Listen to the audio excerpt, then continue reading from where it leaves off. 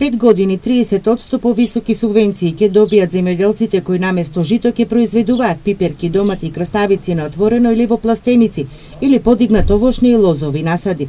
За промена на културите следуваат дополнителни субвенции повисоки за 30% од предвидените. За градинарството, овоштарството и лозарството одлучи Министерството за земјоделство.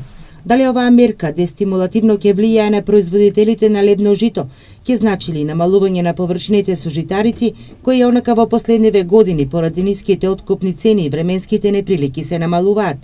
Од Сдруженијето на земјоделци велат дека очекуваат реалнизација, но детали околу тоа се уште не им се познати, иако некои земјоделски гранки се подоходовни од одгледувањето на житни култури. Пшеницата покрај се ова што случува сега со баштата од Србија, полека ќе снема. Ние порано се репев до 130-150 хиljadi хектари. Прошлата година стигнавме 80-90 хектари.